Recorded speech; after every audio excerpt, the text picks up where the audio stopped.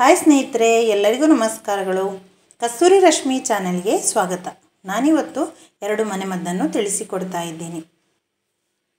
ಮುಟ್ಟಿನ ಸಮಯದಲ್ಲಿ ಮಹಿಳೆಯರಿಗೆ ಹೊಟ್ಟೆ ನೋವಾಗುವುದು ಸರ್ವೇ ಸಾಮಾನ್ಯ.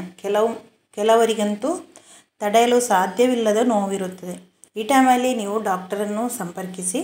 ಆದರೆ ಕೆಲವೊಂದು ಸ್ವಲ್ಪ ಹೊಟ್ಟೆ ನೋವೆಲ್ಲ ಇದ್ದರೆ ಈ ರೀತಿಯ ಮನೆಮದ್ದನ್ನು ಮಾಡುವುದರಿಂದ ನಾವು ಹೊಟ್ಟೆ ನೋವನ್ನು ಕಡಿಮೆ ಮಾಡಿಕೊಳ್ಬೋದು.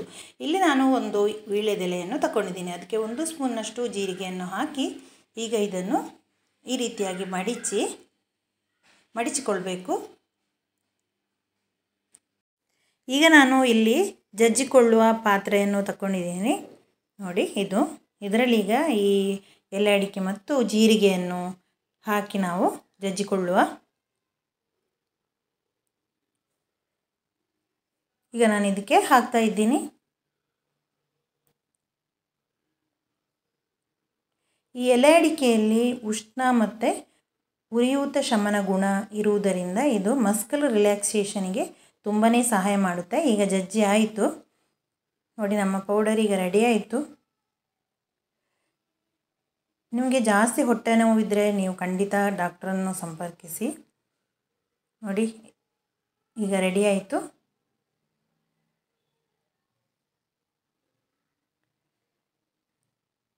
ಎಲೆ ಅಡಿಕೆಯನ್ನು ಆಯುರ್ವೇದದಲ್ಲಿ ಕೂಡ ತುಂಬಾ ಇದನ್ನು ಉಪಯೋಗ ಮಾಡ್ತಾರೆ.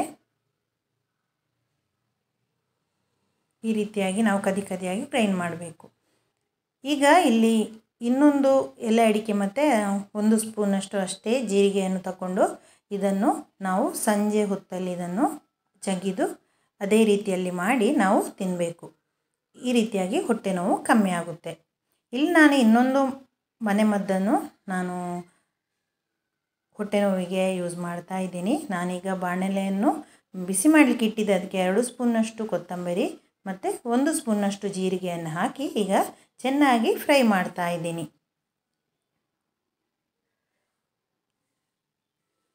ನೋಡಿ, ಈಗ ಚೆನ್ನಾಗಿ ಫ್ರೈ ಆಯಿತು.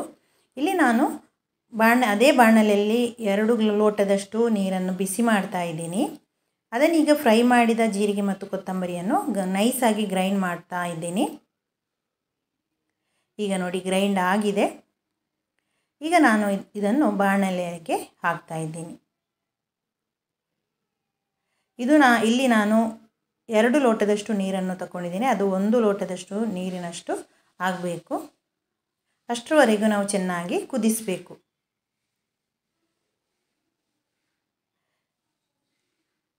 ಈ ಜೀರಿಗೆ ಮತ್ತು ಕೊತ್ತಂಬರಿ ಕಷಾಯ ಇದನ್ನು ದಿನದಲ್ಲಿ 3 ಬಾರಿ ನಾವು ಕುಡಿದರೆ ಹೊಟ್ಟೆ ನೋವು ನಮಗೆ ಬರುವುದೇ ಇಲ್ಲ. ನೋಡಿ, ಈಗ ಕಷಾಯ ರೆಡಿ ಆಯಿತು. ಇದನ್ನು ನಾವೀಗ ಲೋಟದಲ್ಲಿ ಸರ್ವ್ ಮಾಡುವ. ಇದನ್ನು ಡೈಲಿ ಕುಡಿದ್ರೂ ಸಹ ತುಂಬಾ ಒಳ್ಳೆಯದು. ಹೊಟ್ಟೆ ನೋವು ತುಂಬಾ ಕಮ್ಮಿ ಆಗುತ್ತೆ. ಡೈಲಿ 1 ಲೋಟ ನಾವು ಜೀರಿಗೆ ಕಷಾಯನ್ನು ಕೊತ್ತಂಬರಿ ಕಷಾಯ ಕುಡಿದ್ರೆ ಹೊಟ್ಟೆ ನೋವು ನಮಗೆ ಈ ಪೀರಿಯಡ್ಸ್ ಟೈಮಲ್ಲಿ ಬರುವಂಥ ಹೊಟ್ಟೆ ನೋವು ತುಂಬಾ ಕಮ್ಮಿ ಆಗುತ್ತೆ. ನೀವು ಒಮ್ಮೆ ಮನೆಯಲ್ಲಿ ಟ್ರೈ ಮಾಡಿ ನೋಡಿ. ಫ್ರೆಂಡ್ಸ್, ಇವತ್ತು ನಾನು ಮಾಡಿದಂಥ ಈ ಮನೆಮದ್ದು ರೆಸಿಪಿ ನಿಮಗೆ ಇಷ್ಟವಾದರೆ ಪ್ಲೀಸ್ ಲೈಕ್ ಮಾಡಿ, ಶೇರ್ ಮಾಡಿ ಮತ್ತು ಚಾನಲನ್ನು ಸಬ್ಸ್ಕ್ರೈಬ್ ಮಾಡಿ.